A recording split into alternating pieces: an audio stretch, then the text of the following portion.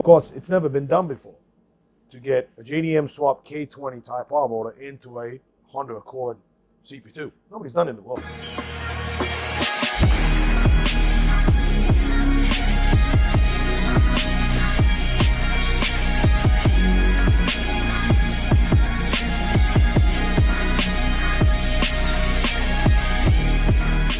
Talk about, me trying to get into something that I want to do. I started noticing the UAE time attack.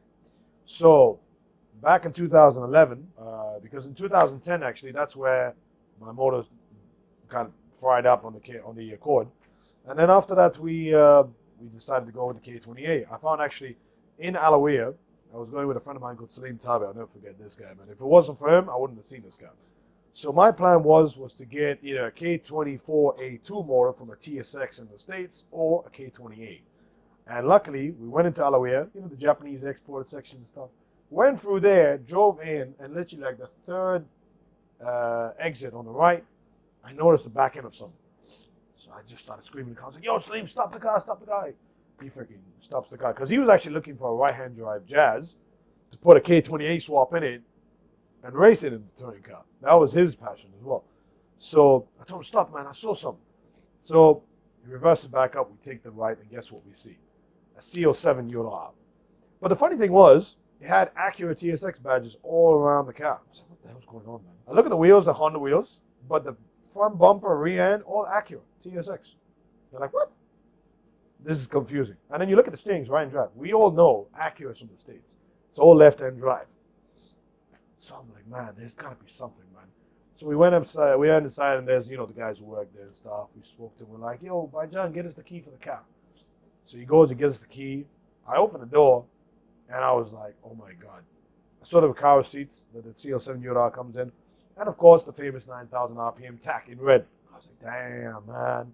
I was like, but the only way to really confirm this is by popping the bonnet. So we popped the bonnet of the car, and guess what? Boom. It was a CO7 UR with a K28 motor swap in it. And it wasn't swapped, actually. Sorry, let me rephrase that. It had the motor in it. So I was like, man, this is it. Now, that was a story by itself, Rashid. So I was like, okay. I started doing some investigating, studying, talking with Rizvi a lot, trying to see if I can do this swap. Because, of course, it's never been done before to get a JDM swap K20 Type R motor into a Honda Accord CP2. Nobody's done it in the world. Never. I looked left, right. I checked with boys in Thailand, Malaysia, US. Nobody's done anything. Only like basic bolt-ons, intake, headers, exhaust. Boring stuff. But not something to this level. Talked to Rizvi. I was like, man, listen, I need you to help me out. I found this car. Can we do it? I want it to be a project for the shop. I wanted it to represent the shop. I wanted it to be something that nobody has seen in the world. So did some discussion. Talked to Muhammad Al-Awais as well at the time. And he's like, yeah, man, we're here to support you, man. We're here to do it. So we went for it. We did it. It took us about 3 months to put everything in and get it all working and stuff because the multiplex system in the Accord was different from the CO7 UR. So we had to actually run a piggyback setup. We had the stock ECU and the CO7 stock ECU all connected into the wiring harness to make everything work. So that the stock Accord ECU runs the whole dash system, the AC, all the stuff inside, the lights. I didn't actually have a sunroof. I had the base option Accord back then. So I didn't even have a sunroof. So we had that for that. And then, of course, the engine management was the original CO7 ECU. I remember Rizvi one day calls me up. He got it all fixed up. He calls me up. He's like, Adnan, where are you? I was like, I'm at home. He's like, man, come to the garage, man. We managed to fix the computer up. I want you to drive it. Flew there, checked it out, drove the thing for the first time. He actually first had it on the K-Pro. He managed to connect it with the K-Pro first. I drove the car. I felt really slow. And I was a bit sad at this point. I was like, man, really? I was like, my 2.4 felt faster. Then he's like, give me some more time, Adnan. I'll figure out something. Later on, 2 days later, he calls me with he's jumping in the air kind of thing. Adnan, I fixed it. Come and drive it now. It's different. I said, okay. I came back again. I drove it. Man, it was night and day difference. That crossover, that 8,700 RPM, which, of course, previously was only going to 7, seeing that thing rev and just a pull, man, it was spinning first, second. And outside lap, it was a little slippery, so you could just spin the heck out of it. Spin the car, I was like, oh my God, man, it's crazy. So got it all fixed up and all that sort of stuff. And then, yeah, we took up things to the next level. We got upgraded coilovers on it from track spec coilovers from D2, from Jake's at the time. Also, he had the D2 brakes. I had 8-pot calipers on a freaking Honda Accord, man. 330 mil big 2-piece flowing disc. That car's suspension was pretty much all done. It had true hot camber in the front. It had SPC, complete 3-arm link suspension, ultra racing strut braces all around with the brakes. I had the NK RPF ones, and of course the motor then was still stock. And then we had the Honda I put in later on down the line and stuff.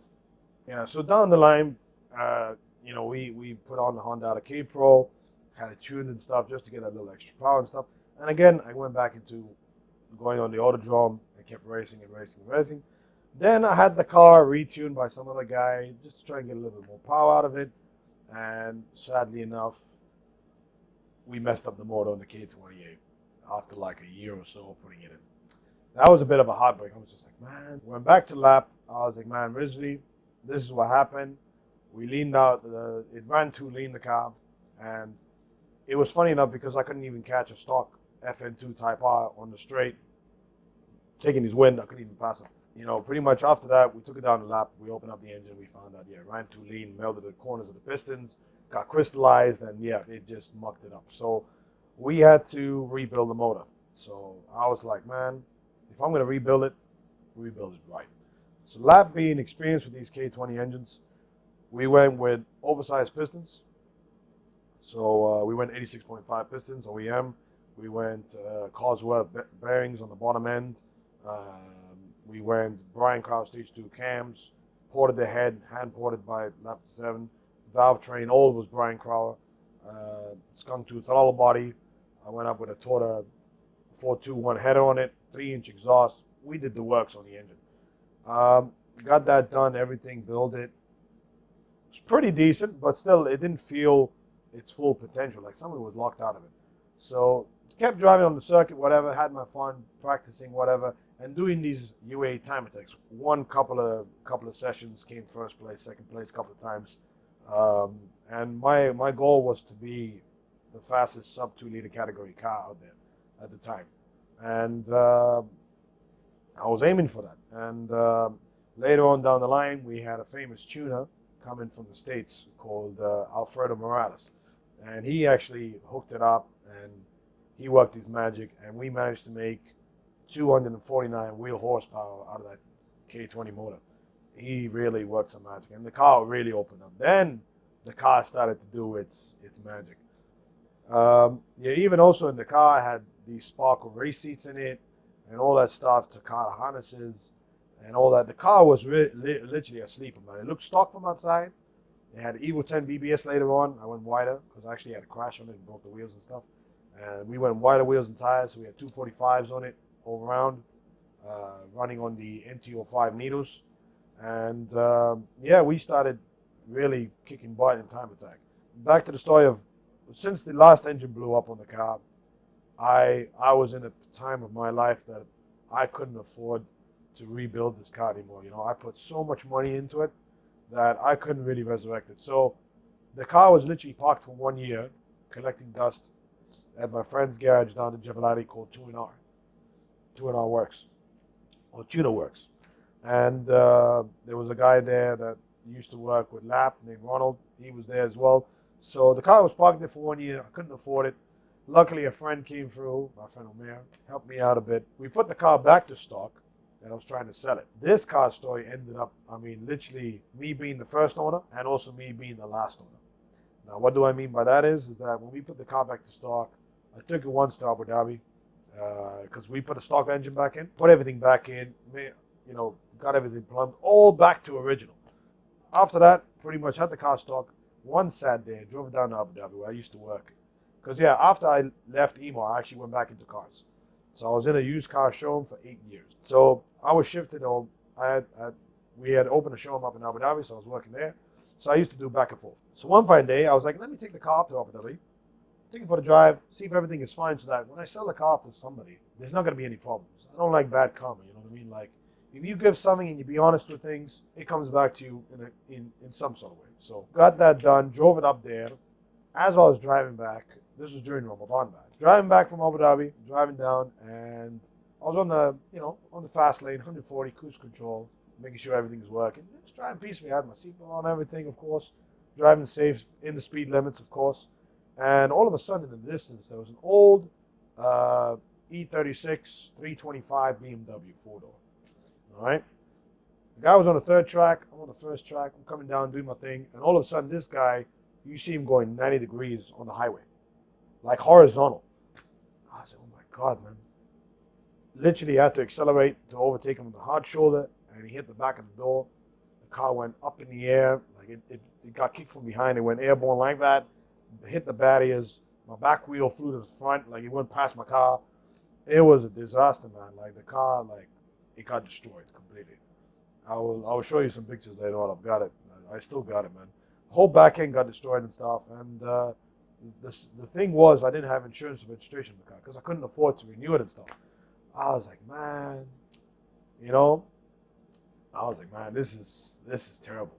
I'm like, man, I'm gonna be busted, whatever it was. But God is great, man. Freaking, we found out that the guy who was in the car was under the influence, and that changed the whole story.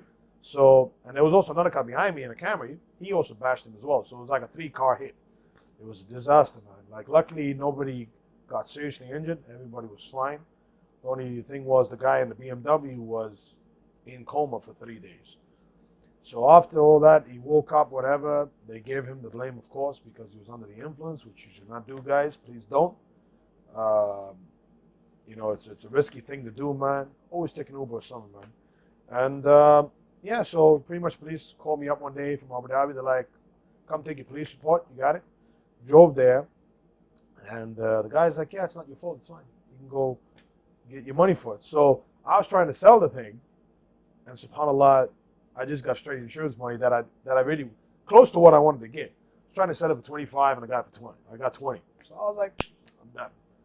So that car, I moved that on because a lot of my friends as well, because the amount of trouble I used to get into, my friends are like, man, this car is just jinxed for you, Adnan. Just get rid of it. Just move it on. So we moved it on. We got rid of it permanently. I hope nobody has taken a piece of that car, man. That's it. That's the end of the story, And that car taught me a lot, man. It taught me how to drive, man, honestly.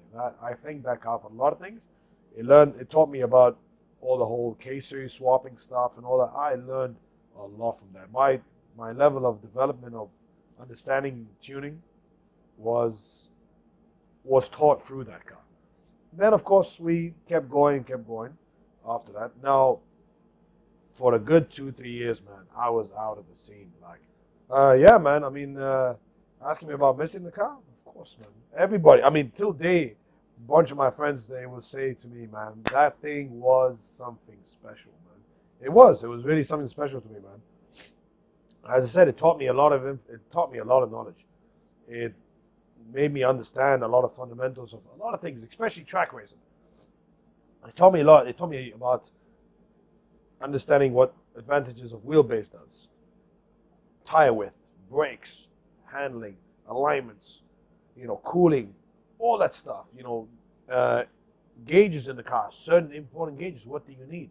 There were some gauges I didn't have in that car that I should have.